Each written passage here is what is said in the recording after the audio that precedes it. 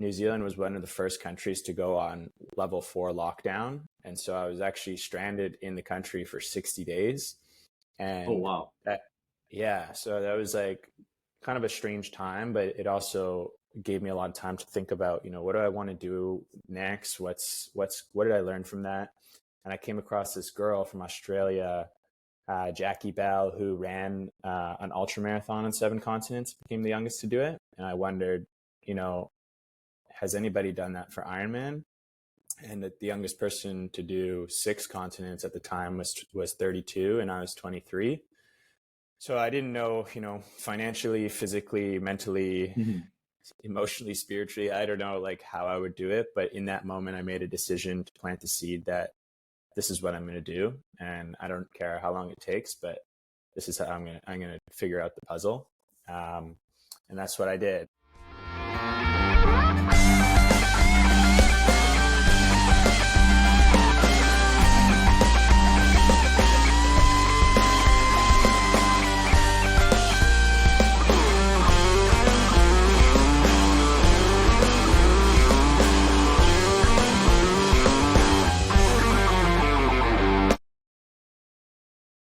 Welcome to episode 5 of Stories with Shomik. It's not every day one gets to speak to a sporting athletic icon. Today's guest is such a badass that to be eligible to talk to him, you need to have run at least one full marathon. In fact, the only acceptable way to listen to this episode is while you're moving. It could be while you're running, could be while you're at the gym, or maybe just out for a walk. But sitting and listening to this episode is not an option. Today, we're talking to Connor Emeny. Who is Connor? Connor is the youngest person in the world to complete an Ironman triathlon distance on 6 continents, and is now going for the record to be the only human on the planet to complete the Ironman on all 7 continents. Connor, honestly, just introducing you gives me chills. I got goosebumps. I've been reading up on you, and it's just been, let me just say, it's an honor, it's a privilege, and frankly, a bit of a fan moment to have you on the show. Welcome. Thanks, Shomik. It's great to be here, and I appreciate the kind words. And if this gets more people moving while they're listening, that's great. So look forward to delving in and talking more today. Awesome. So for the uninitiated, why don't you tell us what constitutes an Ironman triathlon? For sure. So an Ironman is a long-form triathlon and is kind of widely regarded as the single hardest sporting event on the planet, single hardest day sporting event. And it comprises of a 3.86 kilometer swim, 180 kilometer bike ride, and then a 42.2 kilometer run. So, I mean, takes a while just to even say that, but it takes even longer to complete it. And I think the average completion time is about 13 hours, just over that. So incredible. It's a long time to be moving. That's insane, but also superhuman. And tell us, what is the last continent left for you to conquer that you take on in January? Yeah, so last year I finished the 6 continent challenge, in January I'm heading to Antarctica, so the coldest, driest, windiest continent on the planet, which will have many different elements and challenges of its own. And just to be clear, the other 6 were Ironman sanctioned races where it was competing against, thousands of people. This one isn't Ironman branded. This is just the distance of the same triathlon, and it'll just be me versus me. So a new challenge, but that's kind of the essence of this whole journey, is to push our limits and, see what we're capable of. And it's been a great journey, and really looking forward to it. That's amazing. And how many days are we away from it coming? Expected to depart in about 56 days. So coming up pretty soon, and just gearing up for it with lots of cold swims, testing some gear, and staying mentally focused. That's awesome. I have a question though. How do you train for Antarctica based out of Vancouver? How do you simulate those conditions?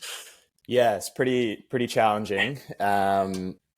My friends and I will hike into the Alpine, so into the mountains, and find alpine lakes, which can get pretty cold, believe it or not. And then in the 2 months leading up to the race here, there's going to be lots of snowfall, so practicing biking on snow and ice, and seeing the most we can do with what we have. However, I recently just came back from Greenland 2 weeks ago, where I did something called the Polar Circle Marathon, which was a marathon on ice in minus 15-degree temperatures. So I try to find challenges and simulations that will replicate the conditions that I'll face down there. That's incredible. Minus 15. Okay. So I run sort of long distances as a hobby. I actually ran my first marathon last year in Toronto, nowhere near the freezing conditions that you're going to be encountering, and I was pretty gassed by the end of it.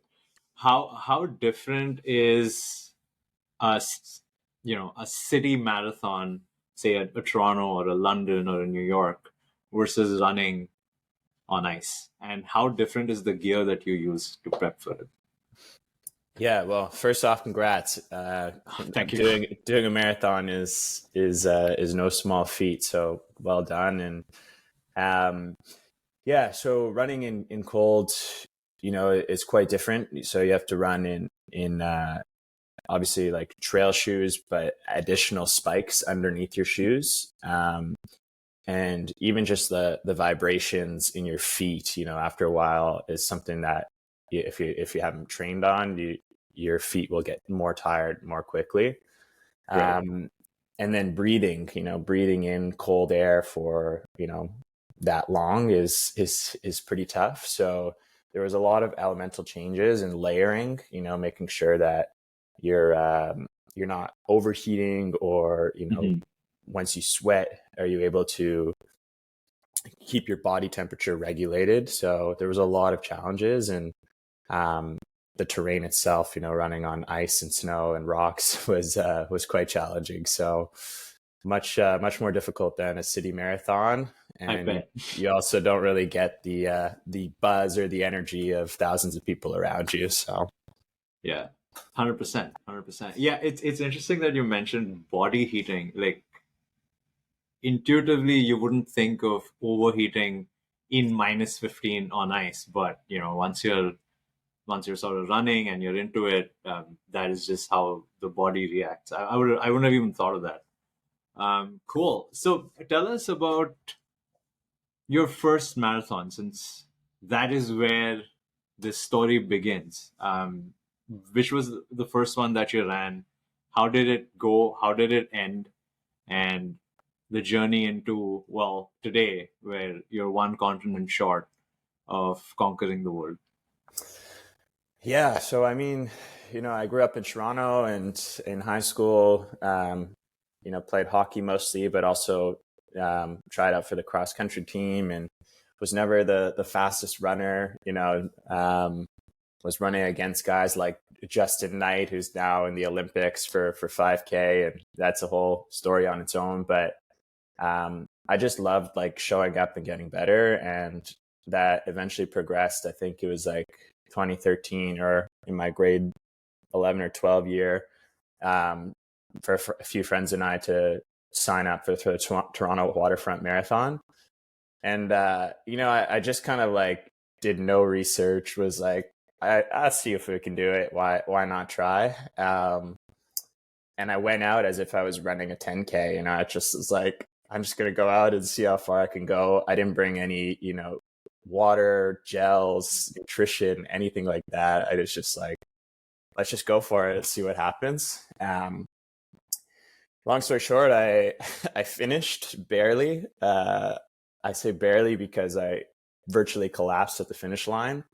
Um, and I had to go straight to the medic tents, and they sent me in a wheelchair to the perimeter. They could wheel somebody, and my dad met me in the car and picked me up. And my body was like in shock. And as scary as that sounds, the mentality I had was like, I couldn't believe I just did that. I shocked Yeah. myself of what I was capable of, and immediately felt like I wanted to do that again, but better and more Hmm. prepared.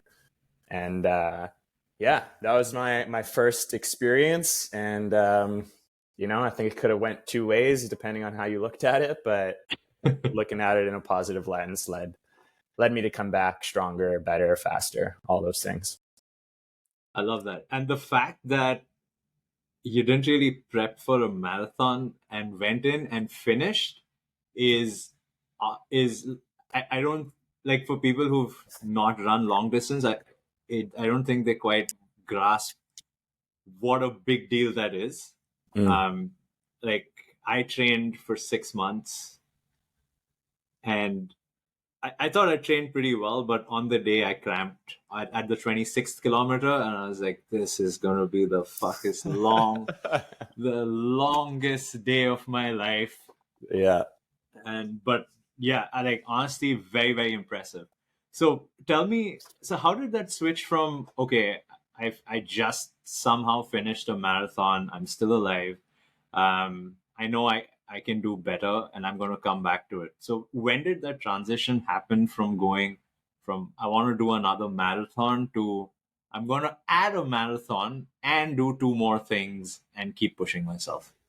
Yeah. So, after that, I kind of got the bug, I guess, in my mind of what else I was capable of, but was also, just finishing school, was thinking about what university to go to, and was playing high level hockey. So, um, I decided to go to Queen's University and not pursue hockey anymore. And because hockey was such a big part of my life, I was like, what am I going to do now? So a few friends and I tried out for a bunch of teams, intramural teams, like prep teams or varsity teams, clubs, the rowing club, the triathlon club. And long story short, I made the triathlon team. One of my friends that did the tryout, he couldn't swim, so he didn't pass the swim portion. The other one's bike tire popped. So somehow, like, the three of us went, and I did well enough to cross the line and do well enough to get offered a spot on the team. And Love that. it was my first experience with triathlon, and I was just like, wow, this was quite fun. Like, I wasn't like particularly great at any of the three, but I was solid at all three, and I saw that I could get better at each of them. Um, but they were all short races, 15-minute swim, 15-minute bike, 15-minute run. And not to drag the story on, but that's where I met this guy named Ben Rudson. We would compete head to head with. And then Hmm. he went off and did an Ironman and came 14th in the world for our age group in the world championships. And I It's was like, amazing. if he can do it, why can't I do it? And so I remember texting him in 2015 saying, by 2020, I'm going to do my first Ironman. And that's what I Amazing. did. Yeah. Amazing. That is incredible. And that's also a testament to the fact that just being surrounded by people who are doing amazing things makes it so much more, you know if your friend can do it, why can't you? And uh, and whoever you surround yourself with will sort of determine, um, your trajectory with the things you try, the kind of work you do, the kind of hobbies you pursue. So that's pretty interesting to hear. Your first Ironman was in New Zealand, and you moved to New Zealand for it. Is that how it played out? Why New Zealand? Yeah. Yeah. So, I think where we kind of connected is our mutual work experience working with Uber. So I was Hmm. working with Uber in Canada on the Uber Eats team, and loved it. Honestly, it was an Hmm. incredible job. Loved the people, loved what I was doing, was learning a ton. However, in the back of my mind, I knew I had this itch to do this Ironman by 2020. And so I was trying to transfer to New Zealand to like work with Uber there, because I read up that New Zealand won the gold label for the best Ironman experience in the world. And I was like, if I'm going to do one, like at the time, I just wanted to do one, just one. But I was like, I want to do one that I'll remember forever. And New Zealand was high on my bucket list to visit. So when I saw it had the gold label, I knew instantly that's where I want to go. It's amazing. So I, in a weird way, I wasn't able to transfer within Uber directly, but when I left the job and moved and took a leap of faith. And, I was like, I'm going to move there for 6 months, give myself 6 months to train properly for this race, and, just go all in on this journey. And then when I got there, I rekindled with Uber there on their jump department, which I think is now known as Lime, but to help with the electric bikes and scooters, and ended up rejoining them in a funny way. But New Zealand was high on my list, gold label award. Would highly recommend anybody, if they're ever able to have an opportunity to visit there. It's still to this day one of my favorite countries I've ever visited, and really, really special people and experience to go down there. I love that. And you were working full time while also training for the Ironman, and you were doing it yourself. If I'm like, based on what I read, you were using YouTube to figure out how this is going to work. I want to know more about that, because I feel like everyone sort of starts off learning something on YouTube, but not like, it's typically more restricted to a hobby that you're working on online versus something that is so physical. So tell us more about how you managed your work, focused on training, and absorbed everything from the internet. Yeah, so with the nature of the job that I got when I was down there, it was essentially a startup, and my hours were from 5 a.m. to 1 p.m. every day. So I was waking up at 4 and getting to work for 5, because we were, in this essentially warehouse, building these scooters, getting them to certain city locations before people started work so they could get to work. So it was this really interesting challenge of, is this a viable solution for the city of Auckland? And then can we replicate that across other cities? So yeah, I was working from 5 to 1, would come home and then train.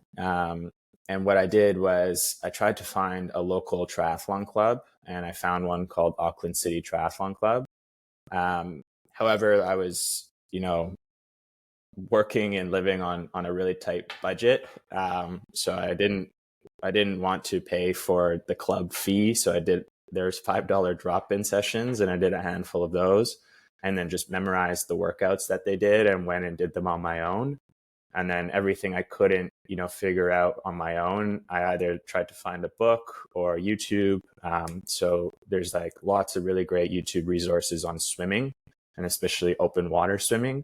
And to me, that was a whole new challenge. So I think the lesson in all of this is, just being a student of the craft and really trying to learn the fundamentals of anything before you jump in. But that doesn't mean you can't jump in and then learn the fundamentals as you're going. So yeah, that's kind of the approach that led me to my first race. I love that. And do you work with a team now, or are you still using good old YouTube? Yeah, so I'm lucky to have a really, really incredible mentor. And I've gotten a lot better, a lot smarter, a lot more efficient over the last 6 races. However, yeah, I connected with a guy named John Ragg, who is a absolute legend in the triathlon world. He's 73 years old, I believe, and he's done 276 Ironmans, the most in the world. Oh my God. Yeah. Yeah, and the crazy story about that is he didn't do his first one until he was 38 years old. So, Oh, wow. long story short, I connected with him. We've been going for some bike rides in Toronto when I'm back in Toronto. And then he comes out to Vancouver quite a bit to see his partner here. And he's been a great mentor, and he's given me a lot of good wisdom, training, books on, what to specialize or read up on. And just tried to learn from the best, and lucky to connect with him. That is amazing. Holy shit. Yeah, just at this point, I'm still absorbing the number because that is incredible. Wow. No, that is Yeah. amazing.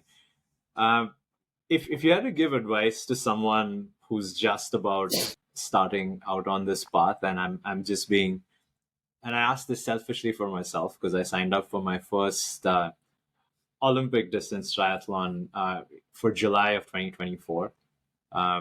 I have run for the last few years, so I understand that space a little bit. Have not I've frolicked in the swimming pool, but I haven't properly done laps in years. I haven't biked since I was 15. Yeah. What would be a piece of advice that you would have for people just starting out and at some point aspire to do this? Yeah. Well, I think you did the first step, which is sign up. I think a lot of people think the other way. They think I need to be ready and then sign up. But the truth is, you're never going to be fully ready. So I think, that would be my first piece of advice. Anyone considering either a run, 5K, marathon, ultra marathon, triathlon, Ironman, is like sign up and give yourself that window of time so you can work backwards and create a proper plan. Number two is keep showing up. I know, it might be hard at first, but with time and repetition, you will get better. For triathlon specifically, I think, there's a lot of great resources. One book I would recommend anybody starting out buy is called the Triathlon Training Bible by Joel Friel. I think it's like $20 or $30 on Amazon or a bookstore, and it's just it's a great resource for nutrition, for tapering, for terminology of what goes into a triathlon. So yeah, and then the last piece would be try and gamify it if you can, or find a friend that you can do it with, because I think, in retrospect, in my journey, it can be a lot of isolation and time to yourself and, big training days. So if you can find somebody that is able to share that with you, you'll be more likely to put in better effort, keep showing up. And it also makes it way more memorable and rewarding when you get to do a race with your friend or somebody new.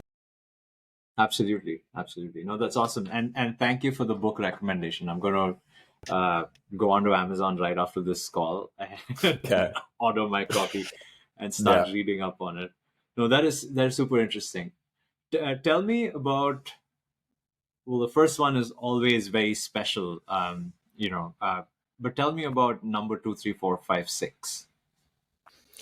Yeah. So, New Zealand was definitely special. My goal was to try and go under 12 hours, and I got 12 hours and 9 minutes. So, although I was happy, I'm as you can imagine, pretty goal oriented person. So, it's kind of in the back of my head, and I was just like, man, I think I could do better. Similar to the marathon. And so, for context of how the 6 came to my mind, was when I was in New Zealand, and I did my race. It was March 7th, 2020. And 10 days later, the pandemic hit, and New Zealand was one of the pandemic. Yeah, it was the last race before the pandemic. But New Zealand was one of the first countries to go on level 4 lockdown. And so I was actually stranded in the country for 60 days. And oh, wow. So that was like kind of a strange time, but it also gave me a lot of time to think about, what do I want to do next? What did I learn from that? And I came across this girl from Australia, Jackie Bell, who ran an ultra marathon on 7 continents, became the youngest to do it. And I wondered, has anybody done that for Ironman? and the youngest person to do 6 continents at the time was 32, and I was 23. So I didn't know, financially, physically, mentally, emotionally, spiritually, I don't know like how I would do it. But in that moment, I made a decision to plant the seed that this is what I'm going to do. And I don't care how long it takes, but this is how I'm going to figure out the puzzle. And that's what I did. But pandemic really threw a lot of curveballs, and my next race, didn't happen for over a year later. But when the world did open up, I did 3 races in 3 months. So I did Chattanooga, Tennessee, and then 2 weeks later, I did Mallorca, Spain, and then 3 weeks later, I did South Africa. So doing 3 in 3 months was a lot on the body, and I bet. And I'm assuming these were pretty different weather conditions that you tested yourself in. Yeah. So I mean, Chattanooga was great because I was really excited. I knew I was going to race, but a lot of these like kind of changed last minute. I was actually scheduled for Ironman Canada, but with regulations, they decided to cancel it, and I got a transfer to Chattanooga. It just happened to be on the same day, so it was good for fitness wise. But so when you say regulation, you mean you're referring to like the pandemic era regulations? Okay. Yeah. But yeah, lots of weather conditions changing. It wasn't until those 3 were hard just from the time, logistics, and my body not recovering fully, but was able to finish those. And then the 5th one was in the Philippines, and that was probably the hardest one, just with the heat. So it was like 40 degrees. I lost 10 pounds during the race, and sounds like a theme here, but ended up in the medic tent, just due to like pushing myself a bit too hard. But it was also one of the most special races, and I say that because so many things went wrong. When I arrived, my bike didn't arrive, and I had 72 hours to find a bike. Managed to connect with some local people at a bike shop who found me a bike. And then, Wow. So the story went, I arrived, I didn't have my bike. I went to a Starbucks, picked up their phone, called all the local bike shops in the area to see, if anybody had a bike. I'm 6'2", almost 6'3", and the average height in the Philippines is about 5 feet. So they don't have bikes in my size usually, but I went to this bike shop, and the guy was like, "Oh, my buddy played for the national Philippines triathlon team or basketball team.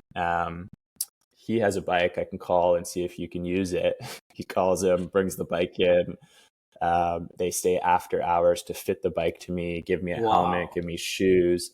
Just the hospitality and like willingness to help somebody is going to stay with me forever. And it's something that I try and, do wherever I can, is support other people as well. And that's incredible. Yeah. I got to meet the whole national Philippines triathlon team, and they took me in and really like made it a special experience. So it was my worst performing race, but probably the most impactful on me as a person, and witnessing just like community and support, and everybody wants to see everybody, win. And I really love that. I love that. That is such a beautiful thing to bring up. Like I generally, I read this recently, and I've been trying to follow through on it. Is always assume positive intent when you're talking to someone who you've never met before or don't know. And like I think I'm largely pretty optimistic and tend to assume the best for people. But since I consciously started doing that, suddenly I find like, oh yeah, people are a lot more nicer than what the internet would lead us to believe. So I'm like, this story is awesome. I'm going to be talking about this with everybody I meet, that the at the end of the day, people are people. And sure, there's a lot of, and not to minimize all the bad things going on in the world. But most people just, want to do their thing. They want to help each other out. And largely the world wants to see everybody win. And I'm so glad that you had an experience like that. At this point, would it be safe to assume that if you don't make it to the medic tent by the end of it, it's not a good enough race for you? Yeah, you know what? I think that's just a default mechanism for me is just try and leave everything out there, which might not always be the healthiest, but I guess you could say that. It's good to know. So, okay, during the lockdown, while you obviously couldn't, like the entire world was sort of shut down and these races weren't happening, how did you keep yourself in that mindset, and how did you continue to keep training, or did you just decide once things open up, I'm going to give it my all? Yeah, so I think any big goal, you have to break it down into smaller goals. So I set up all these challenges for myself and other people because I figured if I can help other people stay motivated, that'll in turn motivate me to keep going as well. So I founded this community run challenge called Project 24, which, because races were canceled and everybody was kind of like, what can I do? I wanted to bring people together through the community of running. And it was a 24-hour challenge. And the idea was you could either do it solo or in teams virtually and try and run the whole 24 hours, run, walk, break it up in teams. And we had an incredible amount of people turn out, raised, thousands of dollars for charity. And the idea was everybody paid $24 to participate. There was tons of prizes from different sponsors, and all the money went to charity for the winning team that collected the most amount of kilometers in the 24 hours. Amazing. So, seeing that was great. Then I went and did my own challenges. So one of them was called the Calendar Club, where I ran the day of the month in kilometers. So Wow. May 10th, 10 kilometers, May 11th, 11 kilometers. Eventually you're doing 20, 21, 22, 23, 24, adds up to about 500 kilometers in the month. Went to the Rocky Mountains and did a 48-hour run through the Rocky Mountains. So just try to create my own unique challenges that I could stay motivated, push myself, kind of just test myself in different unique ways. And I think sometimes that's just a really good approach to have things in your calendar that you're working towards. And just had to adopt that mindset of always be ready. If the world's going to open up next week or in 1 year, that shouldn't change me showing up every day to be ready for when that happens. I love that. And this is actually an excellent segue into fundraising. Tell me more about the organization you're currently fundraising for. Yeah, so as you can see, I have a bit of a mustache going. Got the pin here for Movember as well.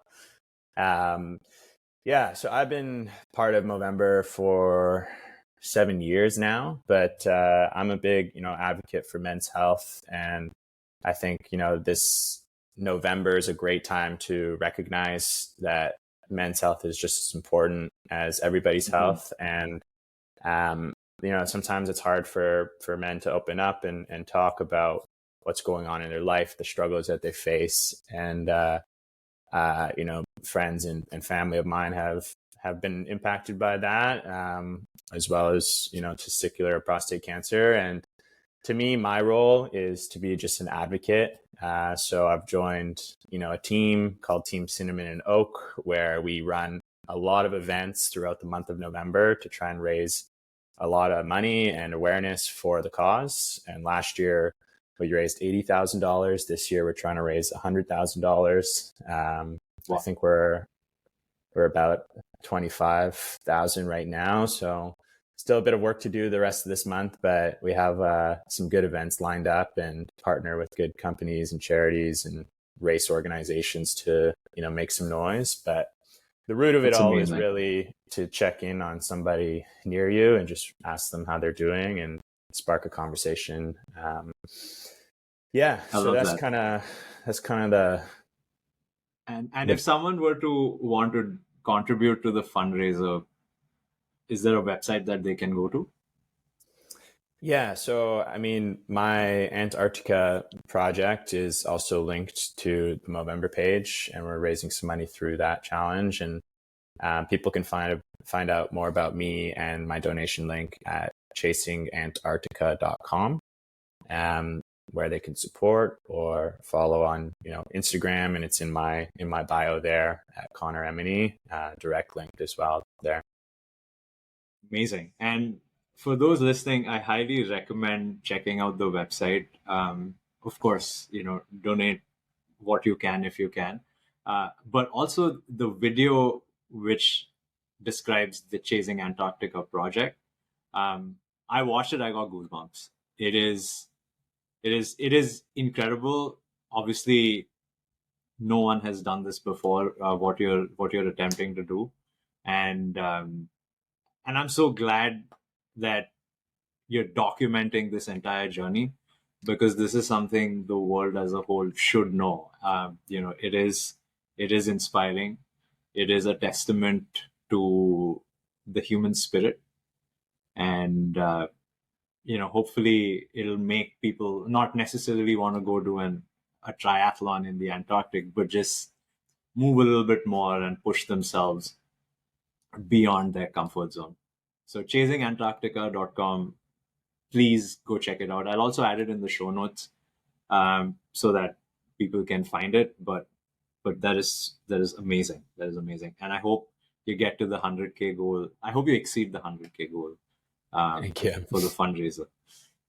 Cool. I have two more questions, because this is something I'm always curious about. Is, like, obviously triathlons are not cheap.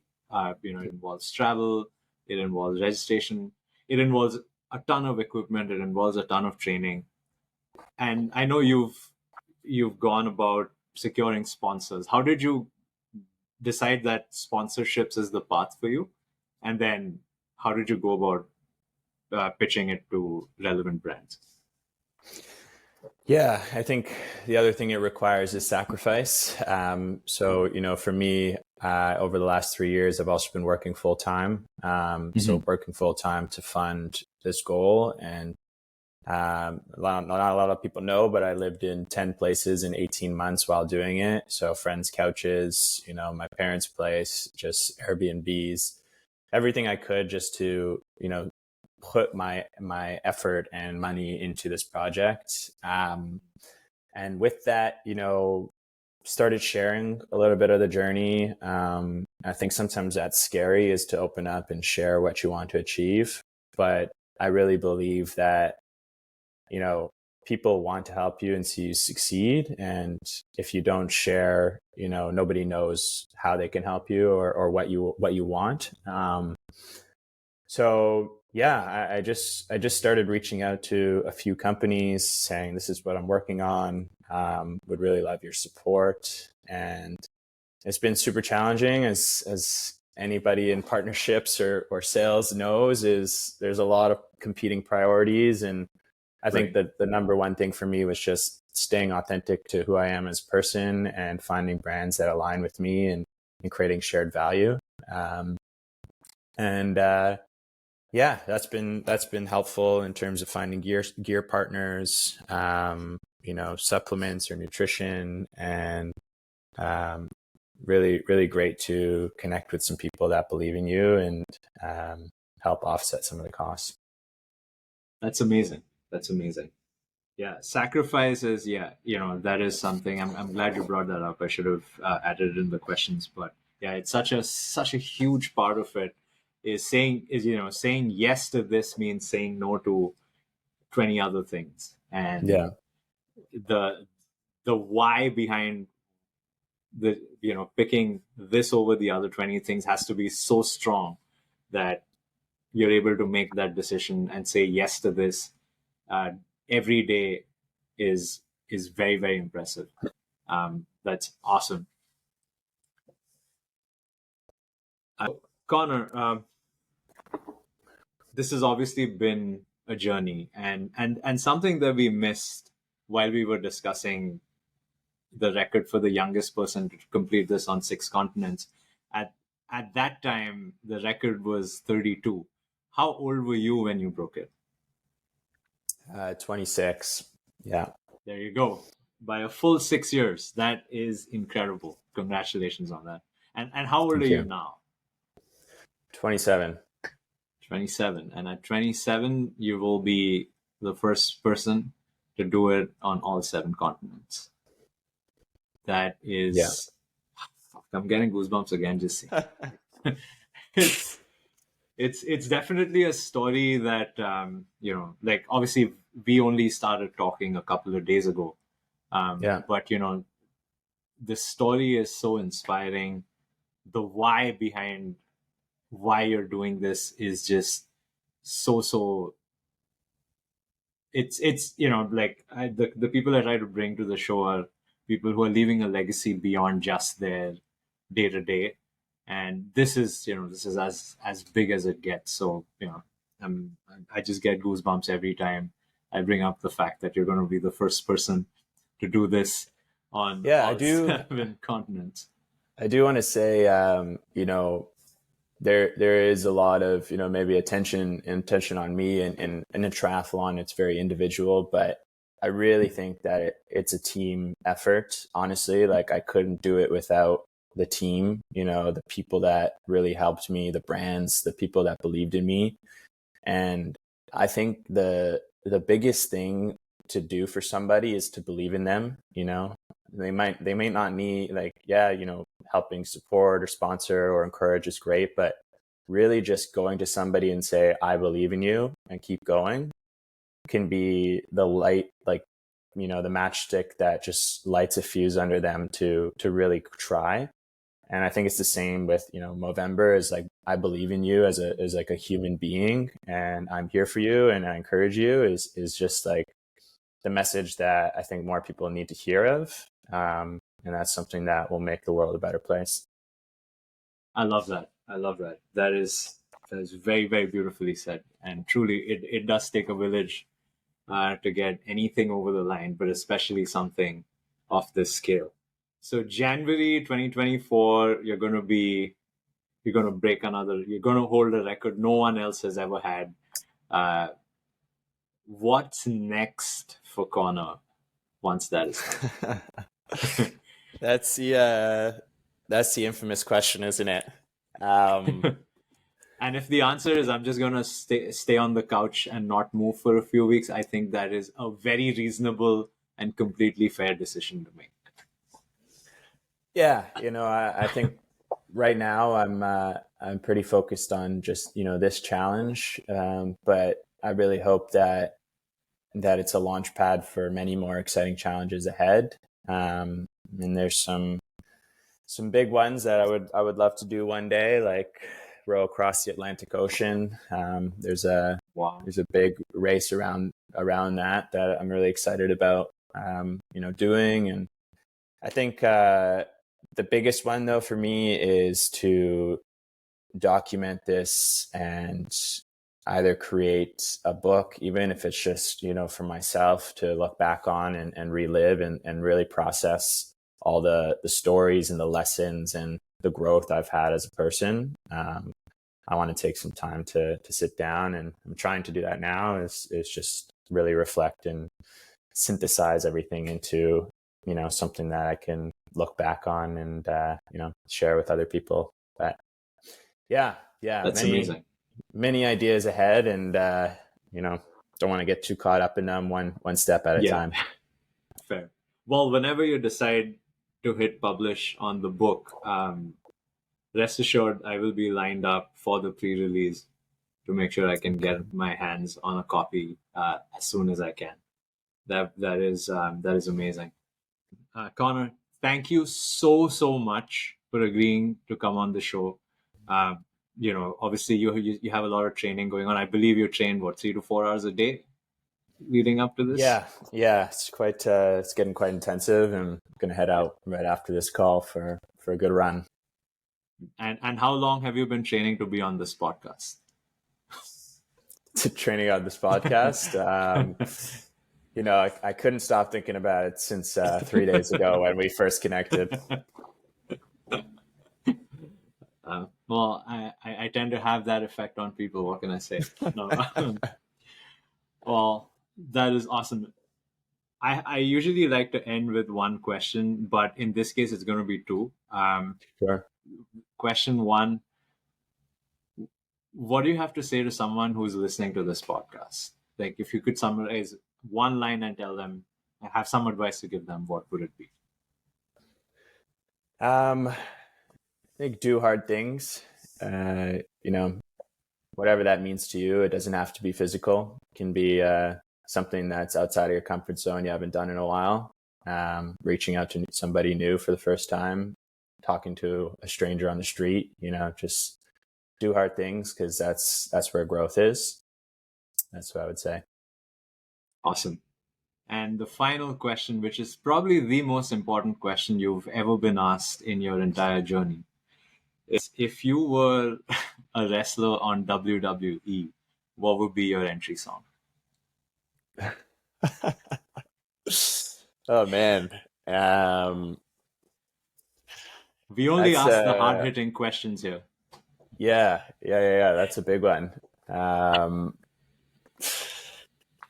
You know what? I